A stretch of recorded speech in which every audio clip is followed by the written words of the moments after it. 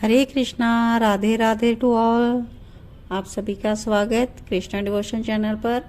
हम सभी श्री कृष्ण चरित अमृत का पान कर रहे हैं और आज का एपिसोड यानी भाग 125 श्रवण करेंगे।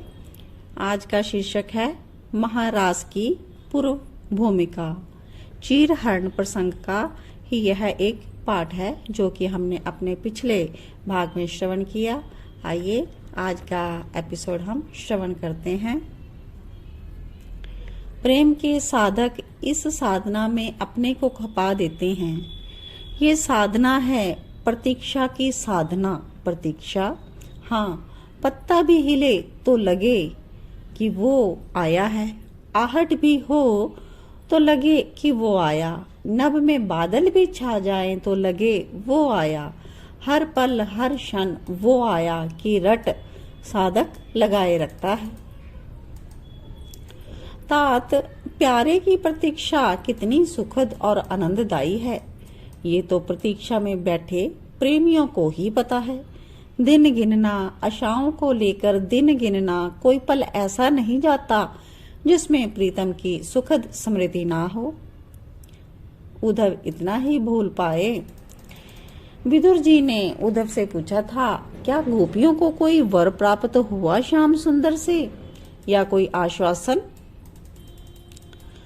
तो उद्धव जी कहते, हाँ, वर मिला। ब्रज आंगनाओं को श्याम सुंदर ने उन्हें कहा था, मैं आने वाली शरद में तुम्हारे साथ महारास करूंगा, बस उस समय तक तुम प्रतीक्षा करो। उद्धव प्रसंग सुनाने अब लगे हैं यमुना के तट पर। फिर से गोपियां भीगी हुई हैं, श्याम सुंदर ने वस्त्र दिए। पिछले एपिसोड में हमने श्रवण किया, गोपियां जब निवस्त्र होकर स्नान करती हैं यमुना के जल में तो कदम्ब के वृक्ष पर उन्हें श्याम सुंदर के दर्शन हुए थे और उन्होंने सभी वस्त्र वहां पर लटका रखे थे। तो श्याम सुंदर ने उनसे बहुत बातें की थी जो हमने पिछले भाग में श्रवण की थी। तो गोपियां अपना सर्व श्याम सुंदर को अर्पण करी हैं।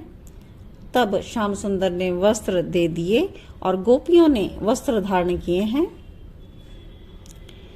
और अभी भी गोपियां लज्जा रही हैं, दृष्टि नीचे है इनकी। प्रिय के दर्शन करके मुखमंडल लाल हो गया है, हल्की मुस्कुराहट मुख में है। इनके संकोच को हटाया श्याम ने और अपने आलिंगन में भर लिया था। स्त्रियों में लज्जा पुरुषों की अपेक्षा ज्यादा होती है। बिना प्रिय के आगे बढ़े वे आगे नहीं बढ़ती, पर अब तो खुल गई हैं, क्योंकि कमल की सुगंध लिए श्याम सुंदर की भुजाओं ने उन्हें कस लिया था। गोपियां अब चरणों में बैठ गईं। उनके नेत्रों से प्रेम अश्रुओं की धार बह चली थी। चरणों को निहारती रही सब। क्या चाहती हो? कमल नयन ने पूछा।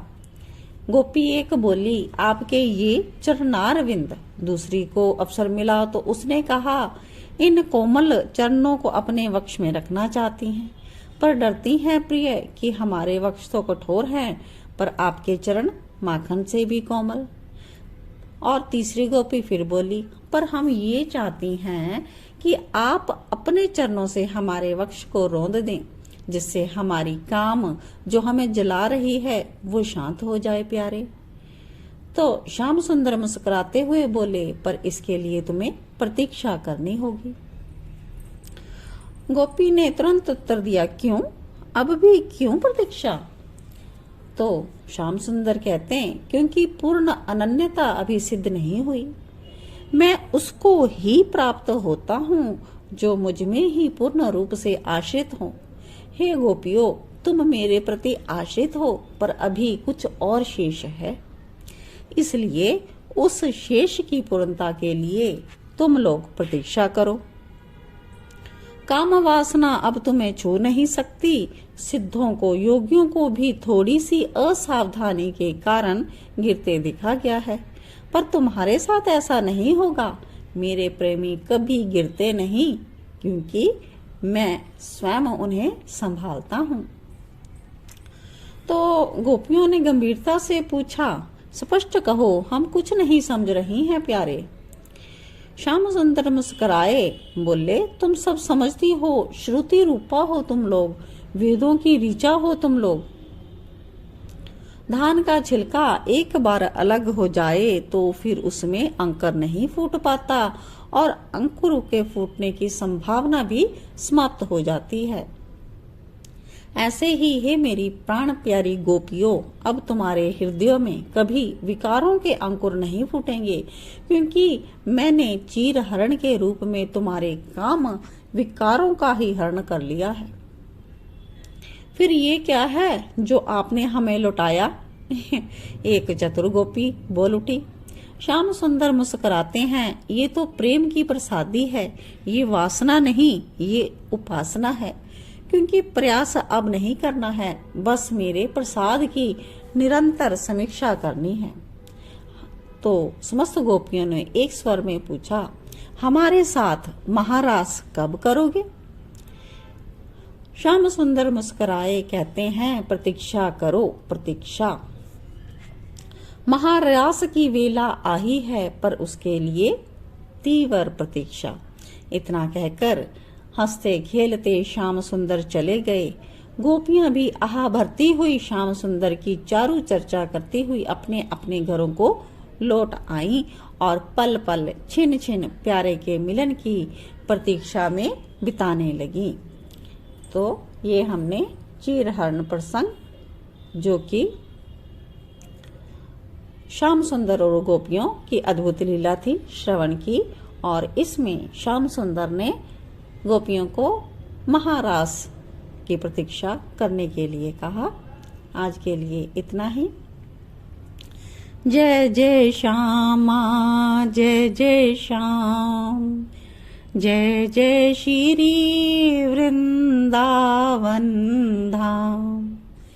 प्यारी श्यामा, प्यारो श्याम, प्यारो श्री वृंदावन धाम।